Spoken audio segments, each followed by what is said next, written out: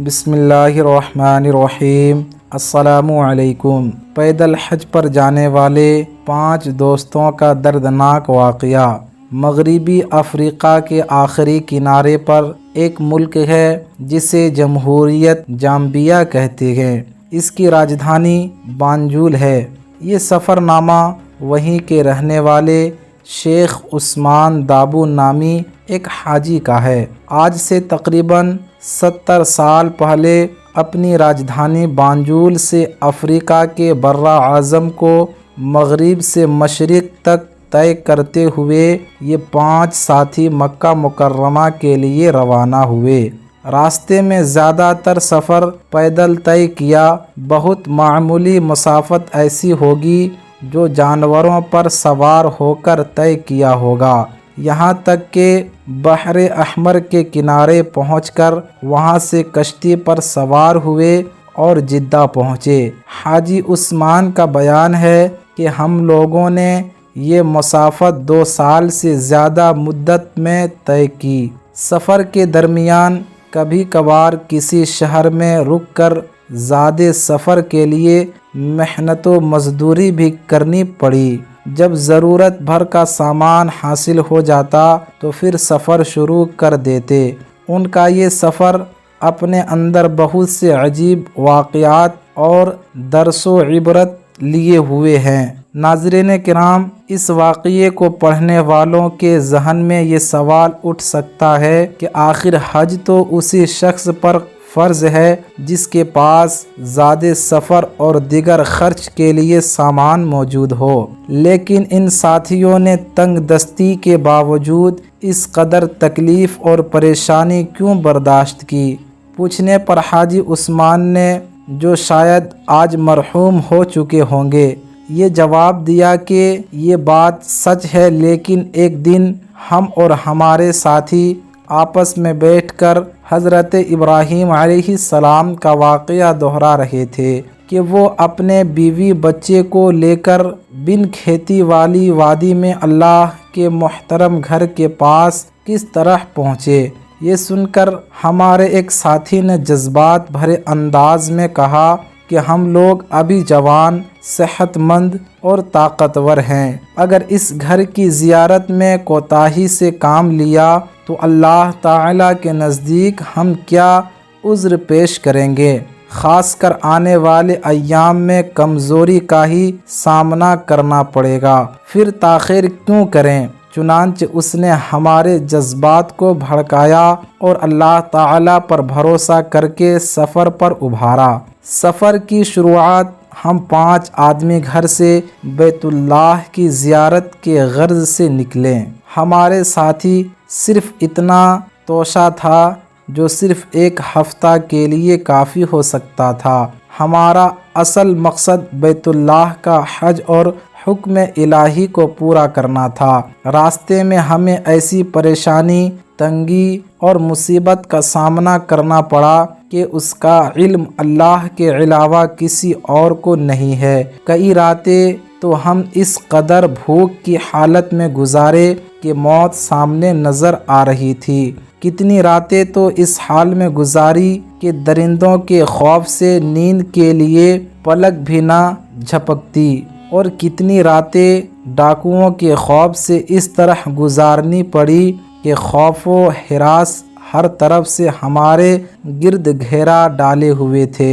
شیخ عثمان بیان کرتے ہیں کہ دوران سفر ایک رات مجھے کسی زہریلے جانور نے ڈنک مار دیا، جس کی وجہ سے مجھے اس قدر تیز بخار اور سخت درد کا سامنا کرنا پڑا کہ نہ چلنا ممکن رہا اور نہ ہی سونا، حتیٰ کہ موت کے آثار میری رگوں میں دوڑنے لگے۔ چنانچہ ہمیں ایک جگہ قیام کرنا پڑا۔ قیام کے دوران ہمارے ساتھی مجھے چھوڑ کر کام پر چلے جاتے۔ میں اکیلے دن بھر ایک درخت کے نیچے لیٹا رہتا۔ ایک دن تنہائی میں شیطان نے میرے دل میں یہ وسوسہ ڈالا کہ کیا تیرے لیے یہی بہتر نہ تھا کہ تو اپنے گھر میں ہوتا؟ تو اپنے آپ پر اتنا بوجھ کیوں ڈال رہا ہے جس کی تیرے پاس طاقت نہیں ہے؟ کیا تجھے معلوم نہیں کہ اللہ تعالیٰ نے حج صرف اس شخص پر فرض کیا گیا جو صاحب استطاعت ہو وغیرہ۔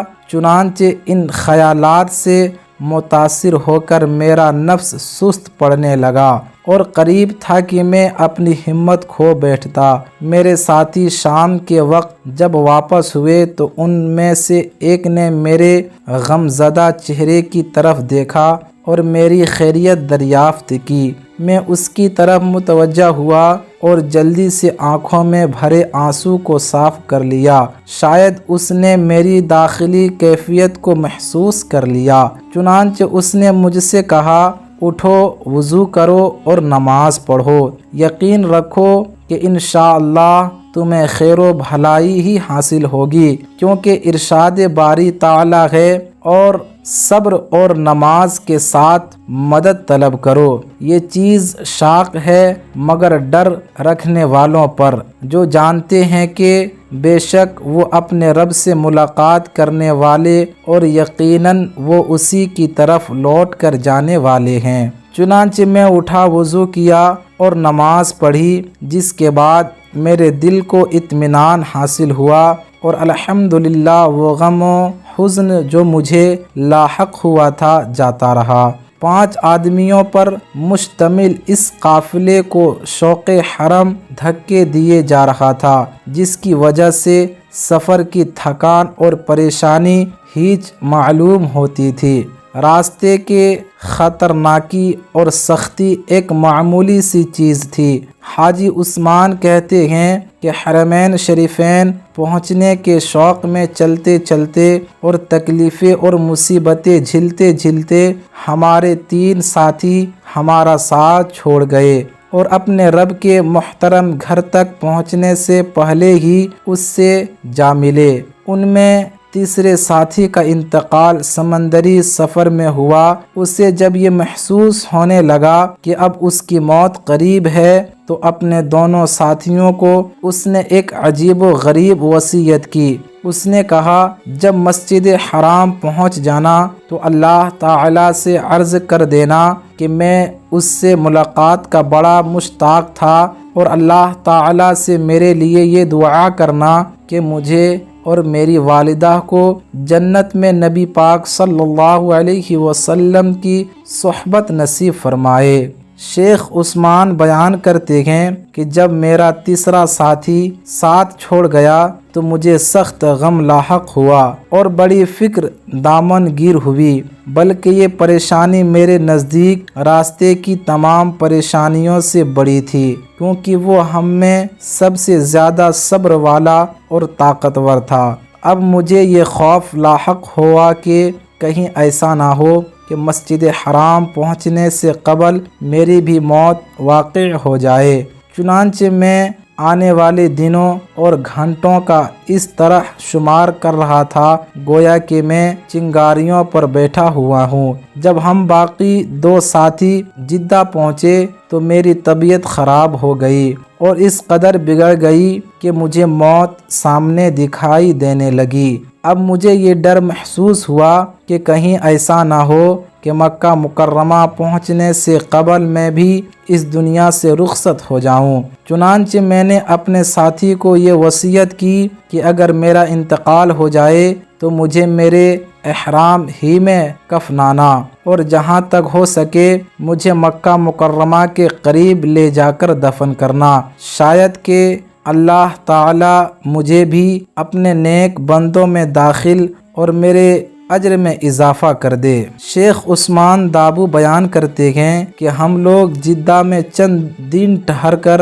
مکہ کے لیے روانہ ہوئے۔ ہمارے نبض تیز چل رہے تھے، چہرے سے خوشی کے آثار ظاہر تھے، شوق و محبت ہمیں دھکے دے رہی تھی، یہاں تک کہ ہم مسجد حرام پہنچ گئے۔ قصہ بیان کرنے والے کہتے ہیں کہ یہ کہہ کر شیخ عثمان چند لمحے کے لیے خاموش ہوئے، ان کی آواز بھرا گئی، آنکھوں میں آنسو آ گئے اور کہنے لگے کہ اللہ کی قسم، جس وقت ہماری نظر کعبہ مشرفہ پر پڑی ہے اس وقت ہمیں جو دلی سکون، قلبی لذت اور خوشی حاصل ہوئی ہے وہ کبھی بھی حاصل نہیں ہوئی۔ جیسے میری نظر خانہ کعبہ پر پڑی، میں فوراً اللہ تعالیٰ کے لیے سجدے میں گر گیا اور شدت جذبات میں پھوٹ پھوٹ کر اس طرح رونے لگا کہ جس طرح بچے روتے ہیں۔ پھر میں نے اپنے ان ساتھیوں کو یاد کیا